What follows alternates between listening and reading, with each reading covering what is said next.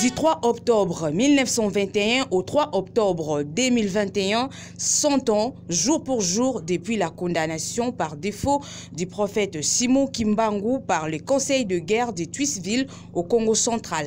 3 octobre 2011, Luzolo Bambi, alors ministre de la Justice et des Droits humains, annonce officiellement au même endroit où Simon Kimbangu avait été jugé et condamné à la peine de mort et ses compagnons à la peine d'emprisonnement.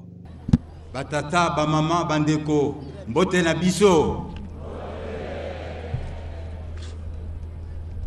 Bambuta, banleke, bamama, batata, kiambote kieno. Kiambote kieno. Lukolele. Lukolele. Ntondele. Merci. Mesdames et messieurs, les honorables députés provinciaux, mesdames et messieurs, distingués invités, 3 octobre 1921, 3 octobre 2011,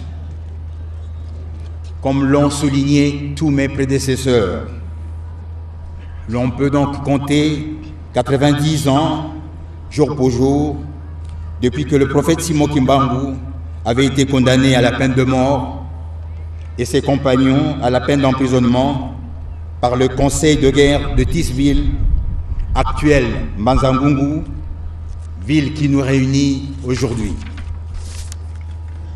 Cette ville qui avait assisté dans la tristesse à la condamnation du prophète Simon Kimbangu en 1921 est à ce jour témoin joyeux de sa décharge morale, mieux de sa libération, car nous venons d'assister tout à l'heure à la prison de Mbanza-Ngungu, à la notification officielle à son éminence Simon Kimbangu Kiangani de l'arrêt du 23 juillet dernier de la haute cour militaire portant révision du jugement du Conseil de guerre de Twissville du 3 octobre 1921 ayant injustement condamné le prophète Kimbangu et ses compagnons.